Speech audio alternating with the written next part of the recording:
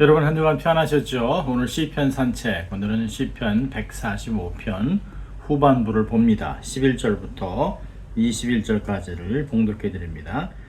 저희가 주의 나라의 영광을 말하며 주의 능을 일러서 주의 능하신 일과 주의 나라의 위엄의 영광을 인생에게 알게 하리이다. 주의 나라는 영원한 나라이니 주의 통치는 대대에 이르리이다. 여호와께서는 모든 넘어지는 자를 붙드시며 비굴한 자를 일으키시는도다. 중생의 눈이 주를 앙망하오니 주는 때를 따라 저희에게 식물을 주시며 손을 펴사 모든 생물의 소원을 만족해 하시나이다. 여호와께서는 그 모든 행위에 의로우시며 그 모든 행사에 은혜로우시도다. 여호와께서는 자기에게 간구하는 모든 자, 곧 진실하게 간구하는 모든 자에게 가까이 하시는도다. 저는 자기를 경외하는 자의 소원을 이루시며 또 저의 부르짖음을 들으사 구원하시리로다. 여호와께서 자기를 사랑하는 자는 다 보호하시고 악인은 다 멸하시로다. 내 입이 여호와의 영예를 말하며 모든 육체가 그의 성호를 영영히 송축할지로다. 아멘. 시편 145편은 전반부는 하나님에 대하여, 그 다음에 후반부는 하나님의 나라에 대하여 이렇게 이야기를 합니다. 오늘 말씀은 영원하신 주의 나라라는 제목으로 얘기를 하려고 합니다. 자, 11절부터 13절까지 보면 하나님 나라를 찬송하는데요. 다윗은 하나님 나라의 영광을 찬양합니다. 11절에 영광스러운 나라라고 얘기합니다. 나라의 영광을 말하며 영광의 광채가 충만함으로 밤도 없고 다른 빛도 쓸데없다라고 하는 것이 이제 계시록 21장에 나옵니다. 이 창세기에서는 하나님이 옛 세상을 창조하시고, 그리고 계시록에서는 새로운 창조를 이야기하면서 그곳에는 밤도 없고 빛도 쓸데없다. 왜냐하면 하나님께서 함께 하시고 빛 대신 주님이 함께 계시기 때문에 그렇습니다. 여러분, 세상의 모든 것은 하나님의 손길을 찬양하고 있습니다. 하늘에 있는 해와 달, 별들도 하나님의 위엄과 영광을 찬양한다고 얘기합니다. 나무, 생물, 모든 것, 땅의 모든 것도, 바다의 생물도, 파도마저도 하나님을 찬송하고 있다라고 얘기를 합니다.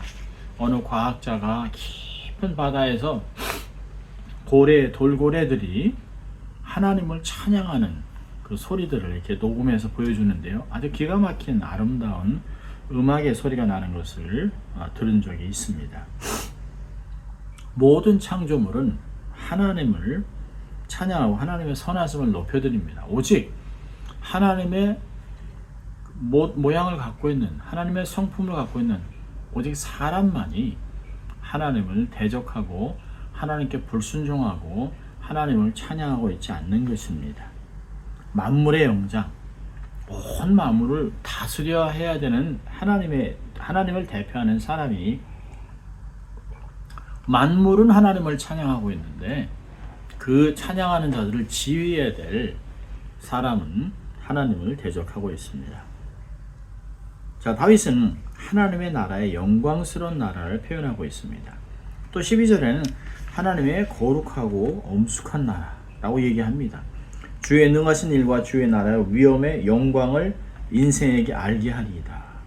주의 나라는 영원하고 대대에 미치는 것이어서 모든 나라의 통치를 받는 모든 자들은 다 한결같이 하나님의 영광을 인정하지 않을 수가 없습니다. 계시록 21장에서는 더 이상 속된 것과 괴로운 것이 없는 아주 고상한 평강의 나라라고 얘기를 합니다.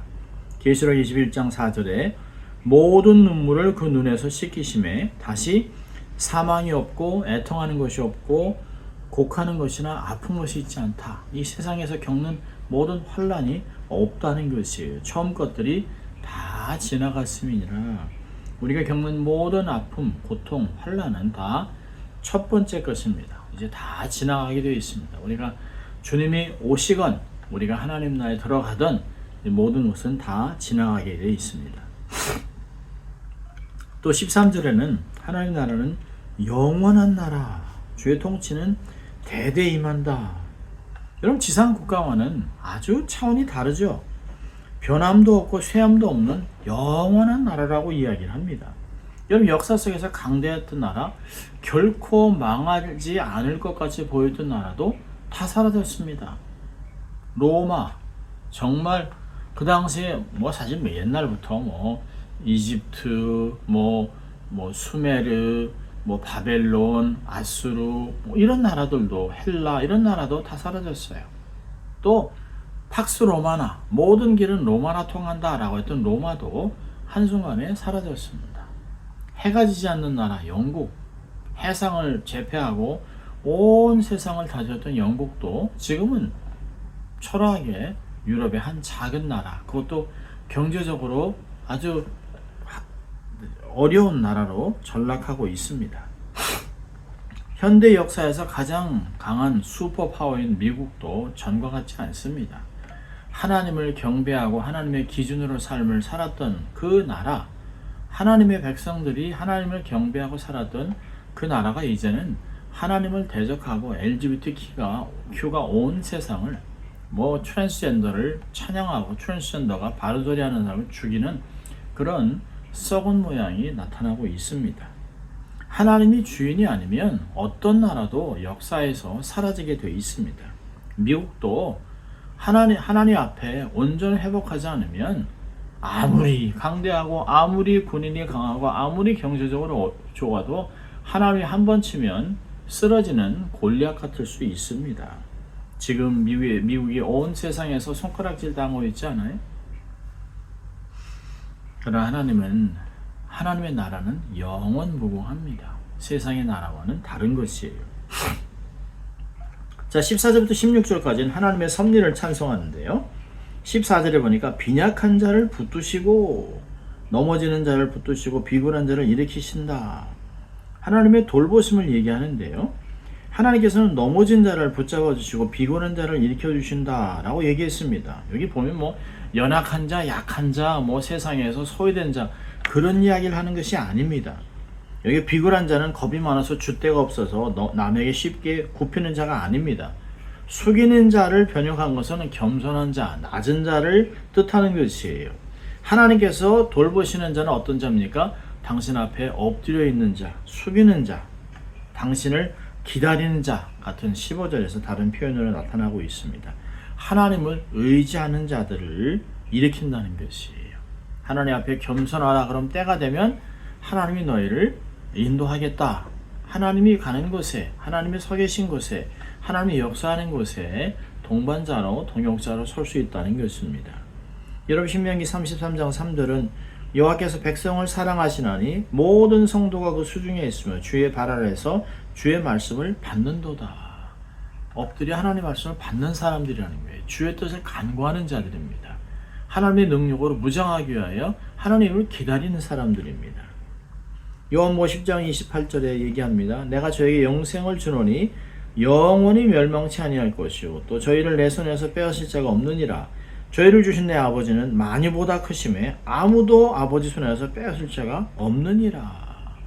세상에서 빈약한 자같이 보여도, 세상에서 함부로 취급받는 자 같아도 하나님이 붙들고 있으면 세상이 결코 어찌할 수 없다는 것이에요. 세상이 감당치 못하는 사람이 되는 것입니다. 세상의 기준과는 전혀 다른 모습으로 살아가는 하나님의 영향력이 있는 사람으로 변한다는 것이에요. 왜요? 하나님이 그렇게 하나님 앞에 엎드려 있는 사람들을 일으켜 사용하시기 때문에 그렇습니다. 15절에 보니까 중생의 눈이 주를 앙망하오니 주는 때를 따라 저에게 식물을 주신다. 모든 인류는 이런 하나님을 바라보고 있는 것이에요. 하나님께서 모든 인류와 모든 생물에게 먹을 것을, 물과 비, 해를 다 제공하세요. 그래서 그들의 마음의 소원을 만족해 하십니다. 하나님 바라고 기다리는 자, 또 소원을 좋은 것으로 만족해 하신다. 이사야 40장 31절은 이야기합니다. 여러분, 미물도 먹이시는데 하나님의 형상으로 창조된 만물의 영장들을 안 먹이겠습니까? 까마귀 새끼가 음식을 달라고 깍깍합니다. 까마귀는 부정한 짐승이에요. 이스라엘 사람들은 돌아보지도 않습니다. 우리도 그러지 않습니까? 까마귀 돌아보지 않습니다. 그런데 이 까마귀 새끼가 까까까 음식을 달라 할 때 하나님이 음식을 먹인다고 욥기 38장 41절 얘기합니다. 여러분, 공중에 나는 새 한 마리, 참새 한 아사리온 페니에 팔리는 것도 하나님이 허락하지 않으면 공중에서 떨어지지 않는다는 거예요. 하나님이 허락하시니까 사람에게 잡히기도 하고 그늘에 잡히기도 하고 그렇게 되는 거죠. 하나님이 허락하지 않으면 아무것도 떨어지지 않는다고 얘기하고 있습니다. 하나님이 당신을 앙망하고 인정하고 바라고 있는 자들에게 필요한 것들을 공급하신다라고 얘기하고 있습니다. 16절 17절은 더 나아가서 모든 생물의 소원을 성취하시는 자비로운 하나님이라고 얘기합니다. 손을 펴사 모든 생물의 소원을 만족해 하시고 여호와께서는 그 모든 행사에 의로우시며 모든 행사에 은혜롭다. 하나님은 필요한 것과 소원을 다 아셔서 넉넉히 채워주세요. 여러분, 마태복음 6장에서 그러잖아요. 세상에 있는 사람들을 본받지 말라는 거예요. 먹는 거, 마시는 거, 의식주 문제 고민하지 말라는 것이에요. 하나님이 너에게 있을 것을 알기 때문에 구하기도 전에 주신다라고 얘기하고 있습니다. 너에게 필요를 아시는 하나님 앞에 하나님의 나라와 의를 먼저 구하라는 거예요. 그럼 이 모든 것은 다 더해진다라고 이야기하고 있습니다. 그런데 사람들이 그렇지 않죠. 살아가면서 하나님의 나라와 의를 구해야 된다는 것은 머리로 다 알고 있습니다. 그런데 삶에서는 일단 먹는 것 때문에, 입는 것 때문에, 렌트비 때문에, 페이먼트 때문에, 세상에 살아가면서 체면 때문에 하나님의 나라를 구하기보다는 먼저 그런 것 때문에 고민하고 살아가는 것을 볼 수 있습니다. 빌립보 4장 19절 얘기합니다. 나의 하나님이 그리스도 예수 안에서 영광 가운데 그 풍성한 대로 너의 모든 것을 채우시리라. 아멘입니까? 하나님이 나의 모든 쓸 것을 다 채우신 하나님이라고 얘기하고 있습니다. 여러분, 지금 정말 힘들고 어려워도 뒤를 한번 돌아보세요.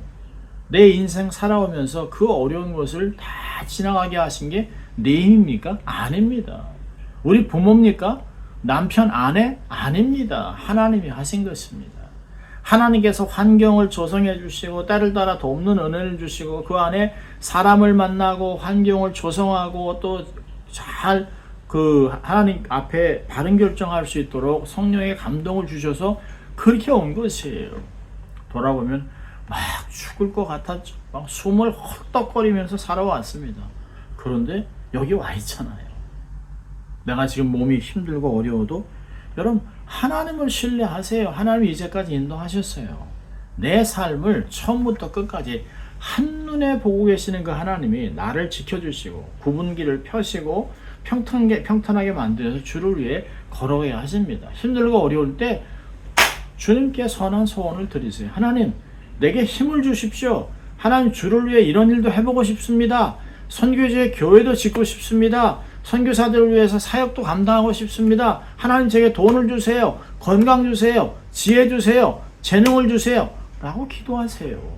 하나님의 영광을 위해서 기도하십시오. 달라고 하세요. 하나님은 채워주실 것입니다. 자, 17절부터 21절까지 하나님의 기도 응답을 다윗은 찬송합니다. 하나님이 구원하신 은혜를 찬송하고 이 찬송지를 마치고 있어요. 여러분, 이게 보니까 하나님이 행하시는 모든 것은 다 의롭고 은혜롭다라고 17절에 얘기했는데요. 18절부터 하나님께서 은혜 베푸는 사람을 세 가지로 묘사하고 있습니다. 첫 번째 보면 하나님께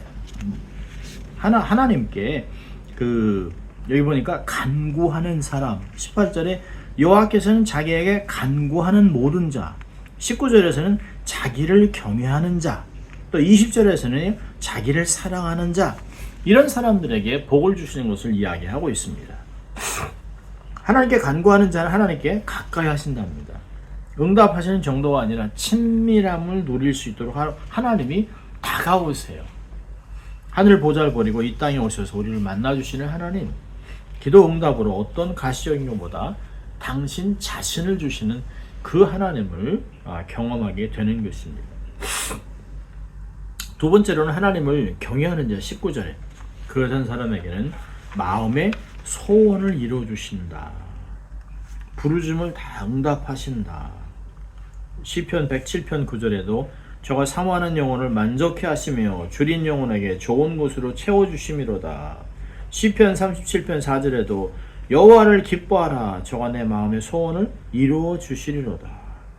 소원을 이루시기 위해 우리 심령에 거룩한 소원을 주세요.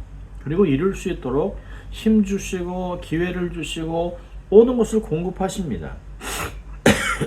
빌립보서 2장 13절에 너희 안에서 행하시는 일은 하나님이시니 자기의 기쁘신 뜻을 위하여 너희로 소원을 두고 행하게 하신다.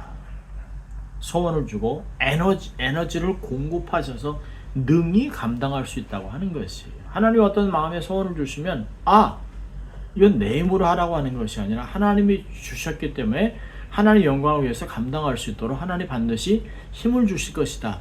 하나님이 재물을 주실 것이다. 하나님이 기회를 주실 것이다. 라고 생각을 그렇게 긍정적으로 바꿔야 하는 것입니다.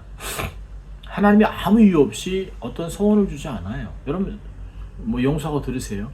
우리들은 정말 속물들입니다.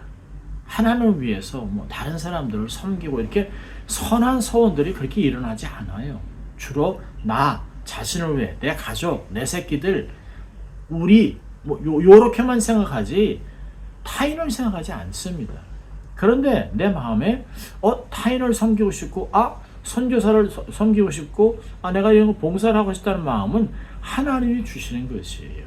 그렇다면 내가 할 수 있을까? 시간이 될까? 능력이 될까? 이렇게 생각하지 마시고 하나님 제가 이것을 감당할 수 있도록 하나님이 주신 소원을 이룰 수 있도록 능력을 주십시오라고 기도하는 것이 중요한 것입니다. 그리고 하나님이 에너지를 주실 것이에요. 끝까지 쓰임받다가 진액이 다 해서 주님 앞에 갈 수 있기를 바랍니다. 자, 세 번째는 어떤 사람에게 은혜를 베푸나요? 20절에 하나님을 사랑하는 삶. 자기를 사랑하는 자는 다 보호하십니다. 그러나 악일은 다 멸한다 라고 하나님이 딱 정해놓으셨습니다. 환난과 어려움에서 건져내시고 보호막을 쳐주시고 반석 위에 세워놓으세요. 우리의 방패가 되신 하나님, 우리의 도움이 주신 하나님, 원수를 정리하시고 우리가 나중에 보면 악인이 눈을 불을 켜고 봐도 없어요. 하나님이 다 제거해 놓으셨습니다. 그렇게 될 것입니다. 완전히 전멸시킬 것이에요. 하나님을 경외함으로 두려워할 뿐 아니라 하나님의 아름다우심을 찬양하고 사랑하고 기뻐하는 모든 사람들은 하나님 보호하고 지켜주신다라고 얘기하고 있습니다. 하나님을 사랑하는 자에게는 약속이 있기 때문에 걱정할 이유가 없어요. 염려할 일이 없어요. 그러면서 그런 삶이 되기를 사실은 다윗은 얘기하고 있습니다. 그러면서 끝으로 21절에 이렇게 마칩니다. 내 입이 여호와의 영예를 말하며 모든 육체가 그의 성호를 영원히 송축하리이다. 하나님의 이름은 거룩하고 그분의 속성은 변함이 없다. 하나님은 그분의 이름에 합당한 모든 영광과 찬양을 받으시 합당하시다. 그래서 하나님 앞에 우리의 삶을 중심에 두고 하나님을 높여드리고 영원토록 하나님을 찬송하겠다 라고 이렇게 서원을 이야기하고 있습니다.